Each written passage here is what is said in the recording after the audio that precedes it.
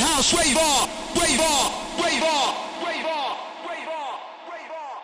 When I saw the huge crowd, I was excited with the hard dance music from the stage. I'm very impressed, and I thought that might be a beginning of a new rave by new generation. So I wanted to shout to them, you are the future, you are the Hardhouse Raver.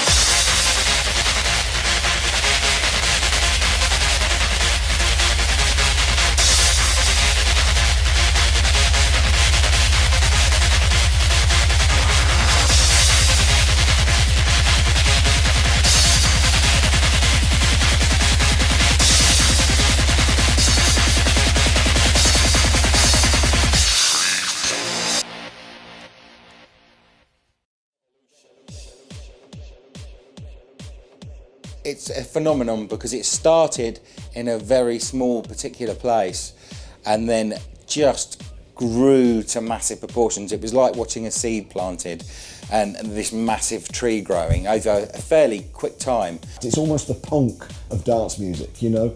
I always say this without being derogatory to other music. My mum can listen to trance, but she can't listen to hard house.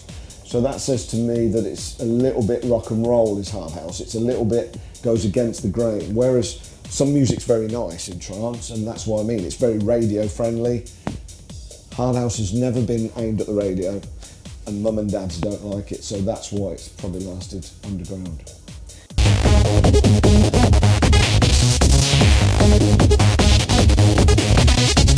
I don't know, I didn't really write to a specific genre when we started. We just did music at the beginning, and we did some 140 BPM on the other side, which is like a grooved sound, which was similar to hard floor.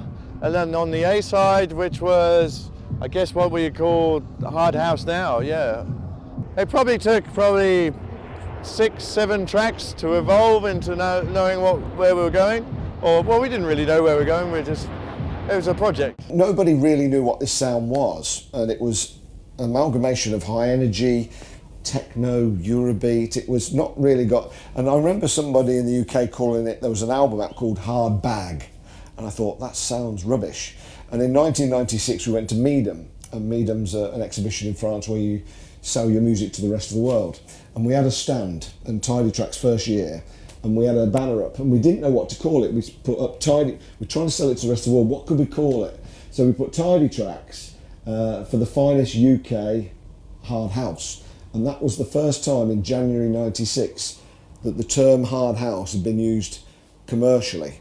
Big learning process, and yeah, I think we did okay. We got the image, tried to create the image of what the sound is so you can see it. But back then you used to have record stores, and people used to hang out and go to record stores, listen to all the different people's music, meet new friends, go and find flyers, and then work out what they're going to do on the weekend, go to parties. It was a good scene. And the exciting thing in those days is you could go from Laurent Garnier into Derek May, Derek Carter, into Lab 4, and at the time we were like 160 to 180 BPM, and then you could go into Josh Rink, and it all worked in those days. It was a really exciting time. Everything wasn't so set in little... It wasn't so categorised, it was just music that just went on a journey. It was like this. You went out and raved, and you went into whichever room was kind of playing the music based on what mood you happened to be in at that time of the night, you know. So it's it was really inspiring time to get into the scene then. And that was always a benchmark for me, is that it would start off at a slower tempo, and build and build and build, and that led on to clubs like Trade, where for me that is the benchmark for me of musical progression, because you'd start off with disco-y house, then you'd have tribal house, then you'd have hard house, harder house techno, and the music would just go like that, and you just wouldn't notice, unless you left the room and come back in again, you wouldn't notice the music change. It would just be a smooth transition up till, you know, till you're really like 155 beats a minute going mad.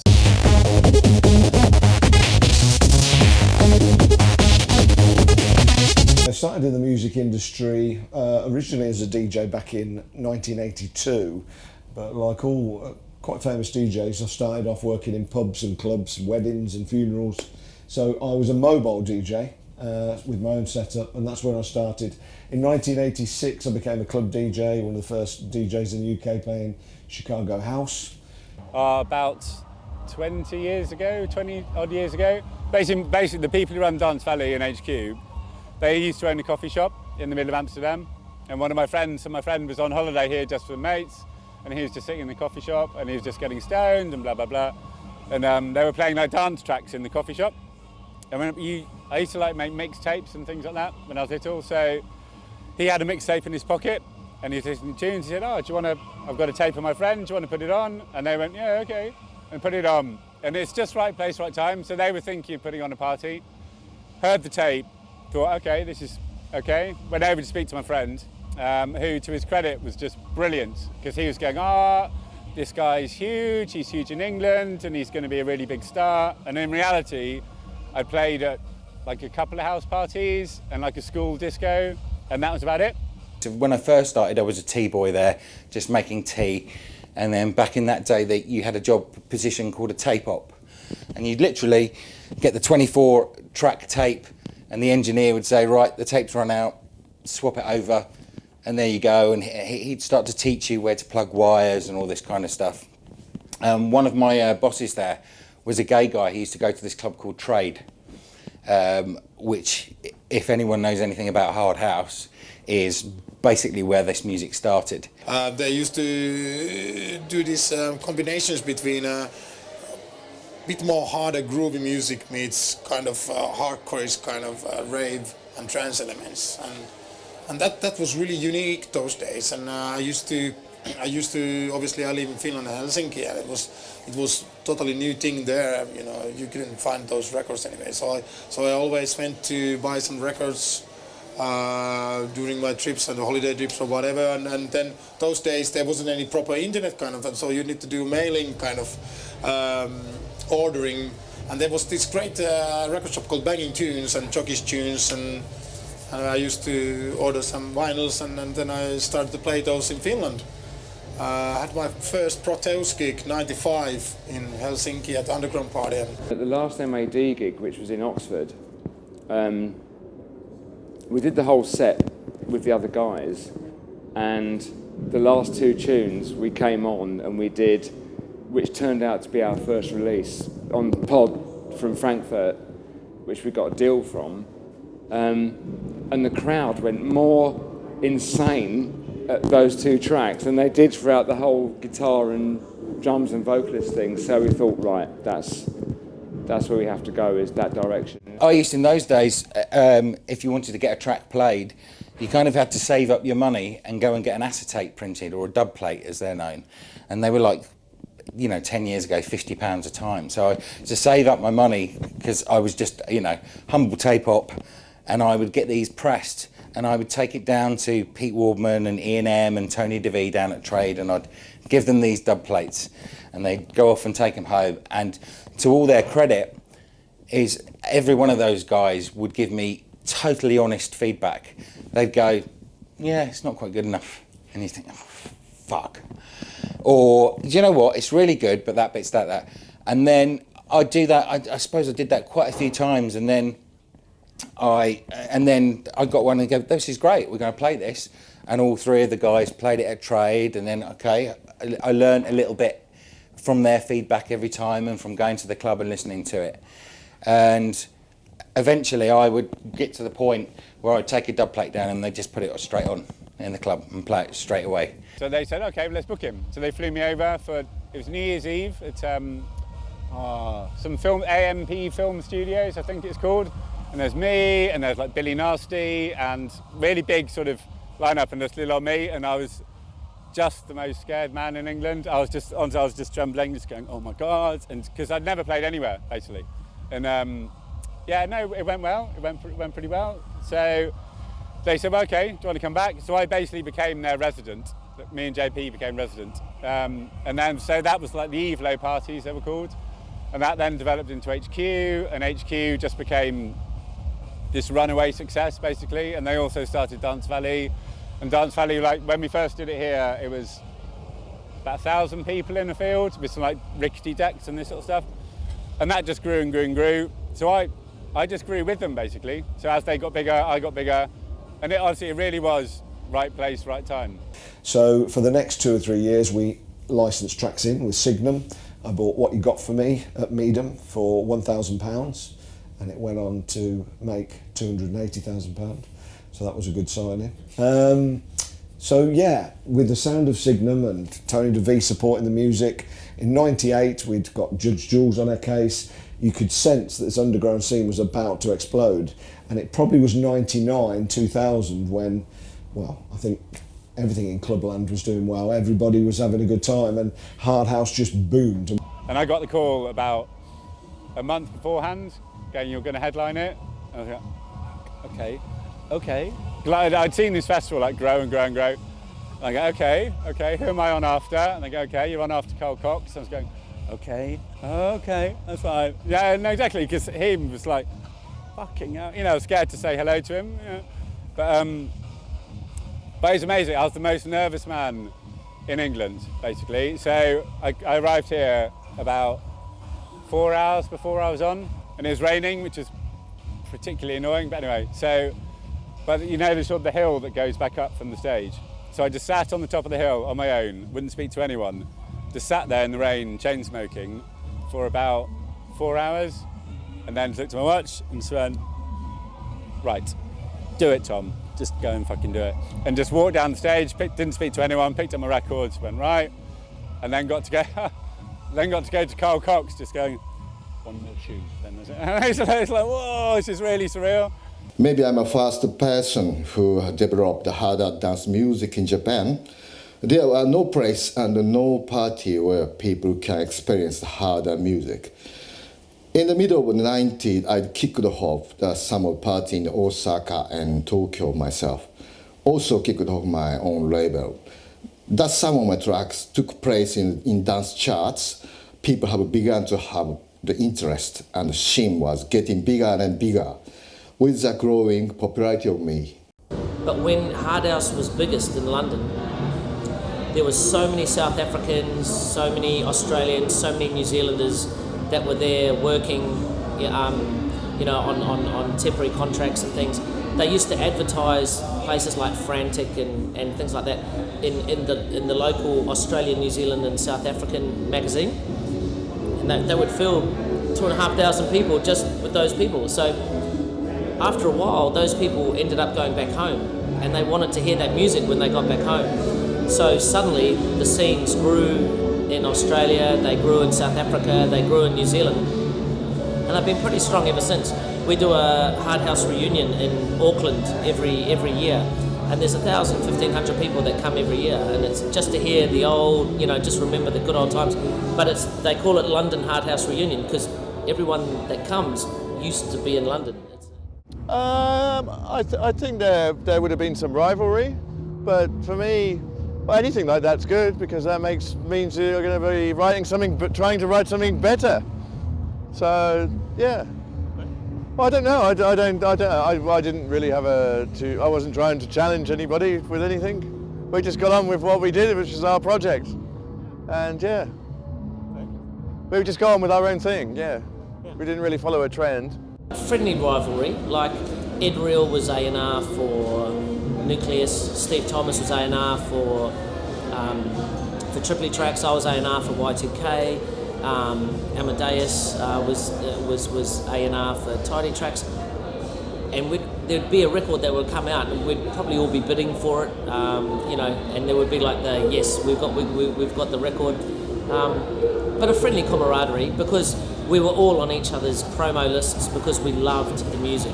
So, you know, when Ed Real used to come around with all the latest releases that were coming out on Nucleus, you know, we'd all sit around listening to them and go, oh, this is fantastic. Because we're a record store, we were selling it anyway. So, you know, it was really good to have a healthy scene with lots of quality records.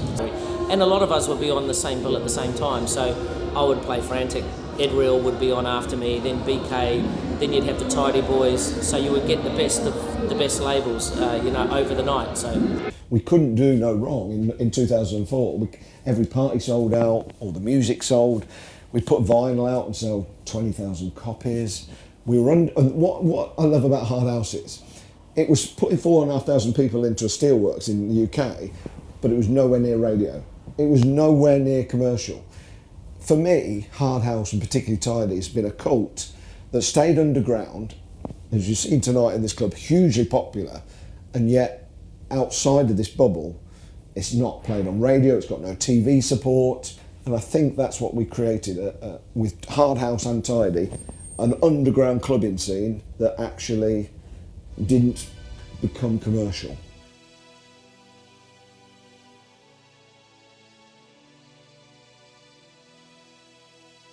People don't realise that people like Tony De Vit was such a pioneer at the time when he took it, music that was big in a gay club in London and took it out worldwide, and it bridged a lot of boundaries between gay people and straight people. You know, gay people were always segregated in their own clubs now, and I think it brought a lot of people together in that it doesn't matter who you are, it was just going out and listening to that music, and I think you know, that alone speaks volumes for what it is and what it is now, really. Tony De Vit, I first saw him play in Birmingham in 1984, and I never forget it. I was just a young DJ myself, and he was playing at the Dome in Birmingham, and all of a sudden he got this keyboard out and wired it in the back of the mixer, and he was playing Madonna, Open Your Heart, and he just started playing the chords and playing a tune at the top, and I remember thinking, wow, why do that? That's fantastic. Tony De Vit, and in fact all the DJs at Trade, were solely the reason why I started to make that sort of music. When Tony De Vit played a record of mine on the radio, when he had his radio show over here, I thought that was it. I couldn't get any better than that. That was job done as far as I was concerned. It was like the biggest seal of approval you could get. There was a time where you'd listen to other club DJs and they'd be playing commercial records like Living Joy Dreamer and Rosala at that time, and you'd go to Trade, and if anyone knows the record Are You Ready, that'd be hammering out, and the comparison between the two was just absolutely nothing. It was just way ahead of its time, and Tony De Vit was. Tony fell out with his producer and came to work for Tidy, and said this was about 96, 97, and he came to the Tidy studios and said, I love Hardhouse and I really want to work with the Tidy team. And we were all just working on a track. I was in the studio with Andy, Paul, James and Tony were in the other Tidy studio, and they were doing The Dawn. And they were working on The Dawn. And we all went out for Pizza Hut. We come back and he said, I want to call this track The Dawn because for me, it's about a new era. And he said, Amadeus, can I have a quiet word with you in the other studio? I said, yeah. And he said, I don't want to tell you the guys, but he said, I'm HIV positive. I might not have long left to live. And I want this track, The Dawn, to be an inspiration to others. And so I can't believe it was quite sad that he told me that. And then when he did The Dawn, 4 months later, he passed away and died. And we hadn't put The Dawn out. And a real dilemma, because if we put this out on Tidy Tracks, it looks like we're cashing in and people think. But I remember Tony saying, don't ever worry about it. I want the world to hear my music. He said, people assume, because I'm an underground DJ, that I want to keep stuff myself. I want the world to hear it. I remember him saying that. So we spoke to Tony's family, and then I think it was about 6 weeks after he's died, we put The Dawn out as a track and a celebration. And it was, it was a defining moment. His music, this was 1987, and it was, commercial stuff. But how his music changed into about 89, he was playing a lot of piano, Italian house. Then in the 90s, just totally changed his music to like Belgian techno, and that was it really. The club where he was playing, he had to leave because it wasn't the right music for the club. But then he moved on to other things, And he just had a real good ear for music. He knew what tunes to find. And yeah, I mean, just the atmosphere when you come on in a club was just phenomenal. You could tell when people would be like this, you know, knowing who was coming on. And just from the first record you mixed in, you didn't need to look who was in the DJ box because you just knew it would just like wipe everyone off the floor, you know what I mean? It was just amazing. So, and he was a lovely guy, he was really helpful. He got me my first residency in 1990. And yeah, just, you know, right until he died, he was just, you know, such a good talent and was always had time for people as well.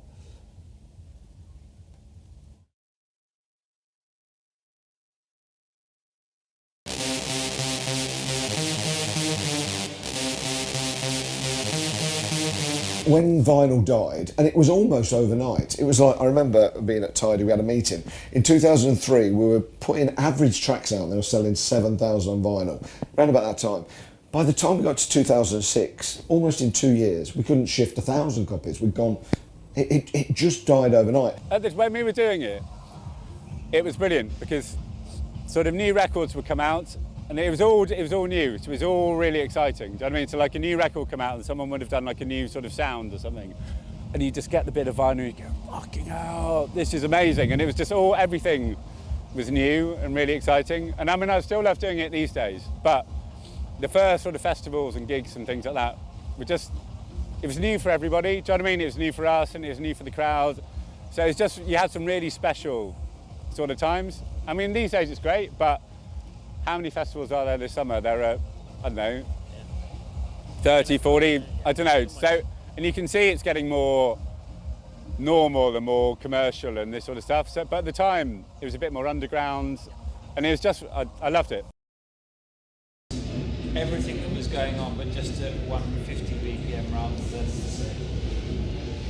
It's like that when hard dance was at its height, was all the elements of dance music but mixed in and just for the people that like to dance a bit faster. Having said that, it got to a stage where I don't want to bitch about anybody, but it was like every DJ was turning up with the same box of records. And it got to the stage actually with a lot of the audiences that if you didn't have that same box of records, they didn't know how to dance to anything else. I think in the late 90s, the drugs on the scene changed. People started doing a lot of ketamine, and there was a real, for me, like the 90s were really euphoric. People would just go crazy. I mean, Sunday Central on Sunday, bank holidays, the atmosphere you just couldn't describe it. You'd walk in the club where it was, and you could just feel this electricity. And it's kind of, it's still there now, but I think it's, as I say, when that came along, it kind of changed the atmosphere. And there were a few clubs I played in 2000 when it was at its like peak, its popularity or whatever. And you'd walk into a club and people would just be like, sat in the corner, nobody was dancing. And I was like, what's going on, you know what I mean? And it's that changed things a little bit, but that seems to have calmed down a bit now, and I think it's got back to the euphoria again now, which is nice. And I think it's coincided with Hardhouse itself has kind of gone back to its roots a lot. A lot of the music that's out now is a lot more euphoric or like it was in 2000, really. So CD and the digital revolution happened overnight, but then there was the real killer, really, which was the MP3 and the file sharing. So by the time you get to 2006, 2007, people are not buying music, they're sort of sharing it more. So what we did as a business, we said, okay, the music's clearly not going to be the revenue stream. So we started doing more events, merchandise, and it's a sad tale to say, but this year we've made more money out the merchandise than we have out the music.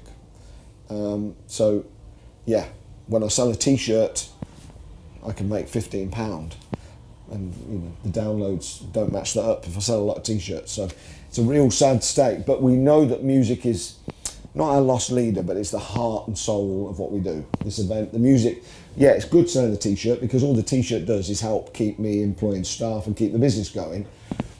And we have to have music, good music, new music.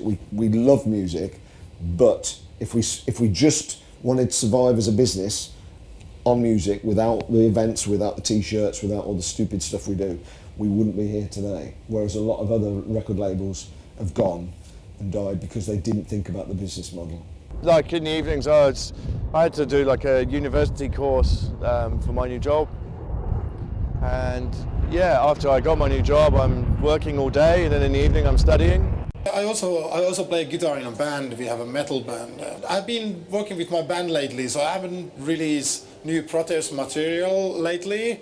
But now, well, I've been delayed now 8 months from the timeline. I was supposed to release this one. There's going to be a quite big release in Japan I'm doing, and same time this same track it's going to be released elsewhere. So that's going to be the next Brothers harder track, and I'm going to start to do more again what I used to do, but the band has taken some of my time. IT.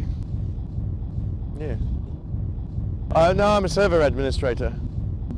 My job's pretty, it takes a lot out of you at the end of the day, and I finish work, get home about 4 or 5 p.m, spend time with my children and my wife, have dinner, and then put the children to bed. And then after that, have I got time to write some tracks? Probably not. If I work in the studio, I'll need to start from a point in time, and then I'll just need to work until I'm finished 6 hours, 7 hours. But then if the doors open and the children run in every hour or so, it's all very, very good, but it breaks the flow, breaks the flow. Right. And it's very loud. It's well, I mean, when Hardhouse had a bit of a lull around 2004, sort of 2007, it kind of went a bit like that, and I was having a lot of gigs cancelled last minute, and or I'd do a gig, wouldn't get paid and things like that. So because I got a mortgage and things like that, I had to put a bit of a sensible head on and think, well, you know, if I've got a full-time job, I can do that. My bills are paid and I'm not going to worry about things. And to be honest with you, it's fueled my passion for DJing even more, because now it's not my source of income, it's my hobby again, and I'm probably a lot more into my DJing again than when I was like, it got a bit stressed because a gig was cancelled or you didn't get paid because you're thinking, oh, well, you know, I've got stuff to pay. So it's nice to get back to what it was when it started, really. So when I was like really popular, I travelled all over the world, which is amazing, but I used to be away about 51 weekends out of 52. So every Friday, I was in Heathrow Airport, and I'd fly off to somewhere and boom, boom, boom. And in your early 20s, loved it. Because I had 2 flights in every contract. So I'd phone up my friend and go, do you want to go to Ibiza tomorrow? And he'd go, yeah, okay. And we'd do that, or whatever.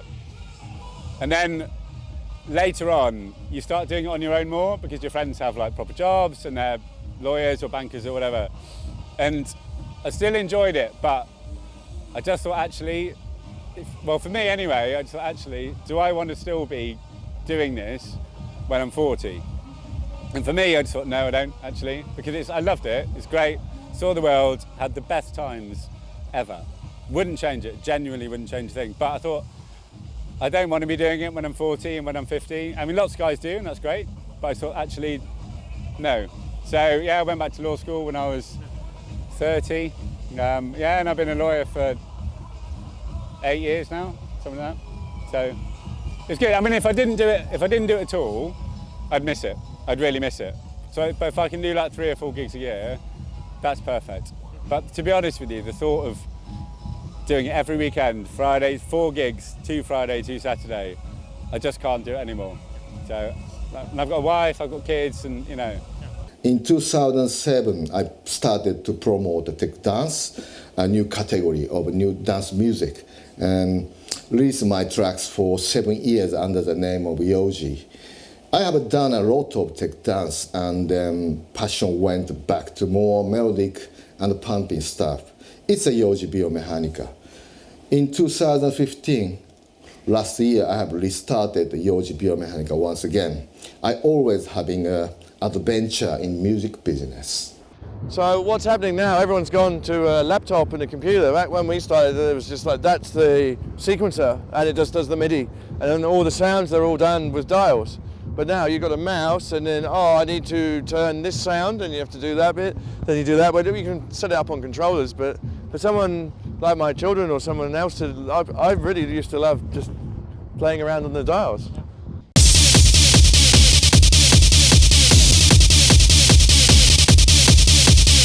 So back, like in 1999, 2000, it was just huge. And we play here at Dance Valley in like 2001, there were just people in front of the stage, there were just people as far as you could see. And then you can see sort of late 2007, 8, you could just see it sort of tailing off a bit. And then so at the moment it seems really popular again actually, and people are making sort of remixes of old tunes, and it's sort of coming back up on the rise again. Yeah. It's definitely back. I think it's not necessarily, we're not quite there to 1999 yet, but to be fair, I don't think clubbing will ever get back in any trance or anything. That was a golden period of clubbing, and now we've got social media, Facebook, a lot more things to do, and I want to stress this. Somebody said to me that there's two reasons why clubbing died in a way. In the UK, there was the bars are now open till 4 o'clock. In the old days, bars would shut at 11 and everybody would go to the club. Now bars are open till 4. And the other thing is, we can't create an anthem anymore, because in the old days, if you had a piece of vinyl, you had an acetate or a test press in, a DJ could play it for 6 months. And the only way you as a clubber would ever get to hear that track was if you followed that DJ and where they're playing next week, because you're never going to hear it. So you hear it in a club, Tony De Vit would play a track and I'd hear it and I'd think, wow, I want to hear that track again. Where's he playing tomorrow night? Liverpool, we're going. Now, if you want to hear that track again, you Shazam it, download it, and you listen to it 100 times in the car. You're bored with it by the time you get home. People reminisce about this golden age of Hardhouse, 1997 to 2004 maybe, around that period. It was huge. There was huge records coming out all the time. And there was some commercial success. You had public domain, Operation Blade, that was a big tune in the hard scene, Lock and Load, Blow Your Mind, and things like that. And it did go underground, but I think all genres go through, popularity. There's many genres that have been really big at some stage and they're not as big now. And I think people shouldn't worry about how popular it is. They should just like what they want to listen to, as opposed to worrying about if it's popular or not. And the other thing is, people are listening to new material in their lunch break when they're at work for the first time on headphones, when I always believe the first time you should hear a track for it to be magical is in the middle of the dance floor. I mean, the one thing that's good about Hardhouse is it creates its own sound. I'm not into that thing of taking what's ever popular and just making a harder version of it, finding EDM and going, right, EDM's really popular across the world, let's make a harder, faster version of it so we can try and be popular as well. You need to stick to that underground sound, because that underground sound will grow, as I said before, like a seed and spread. It is more credible to be into hard house than it is to be into EDM or dubstep. That's for the masses. So what, as a young man who's 18 or 22, or a young girl, this, you can imagine if you're 18, this is better. It's not what's being played on the TV. So I think the future's good for hard house, because we're back where we were in 95. Underground, nobody knows about us. And so the younger generation like that, they're coming to find us again. When we write, there's like a lot more influences coming in, because you've got like your EDM, you've got your traps, you've got your hip-hops, all of a sudden there's like kind of influences to draw from, which kind of 10, 15 years ago weren't there. They weren't there. So like kind of with the set we played today, we dropped like a few tracks in. 10 years ago, we wouldn't have had the guts in a million years to drop those tracks in. I think some of the young kids need to be drawn back into the underground club scene. I think with the advent of EDM and all of that, they go to the big festivals. But I think the clubs was a little bit lost. But the clubs is where the future of that festival music happens. You know, all the big stuff that happens at festivals starts in these underground clubs. So they're gradually getting back more into the club scene, I think. I don't ever see it being as big as it was in 2000, 2001, because it's a new generation now, and I think there's always that thing of a new generation of clubbers don't want to be into maybe what their parents were into. It's the same with any type of music, really. You know, it's if your parents are into Elvis, it wasn't cool to be into what your parents are into. Maybe later in life you'll get into it. So I think it's a lot of people, a lot of the new crowd coming out now, they don't even know what it is. You know, they might know hardstyle because that's kind of on a similar lines, really, I suppose. It's a music that people don't know unless you're into that scene or you're introduced to it. So I don't know if it will get as big as it was then, but I think that's a good thing, really, because I think the scene is healthy as it is. And if it gets too big, it kind of stagnates it a little bit, I think. So, and I'd hate to see Hardhouse in the charts, really. New talent's hard to come by because you imagine you're a producer now, and it's different these days. You can do it on a laptop. In my day, you had to spend a lot of money on equipment.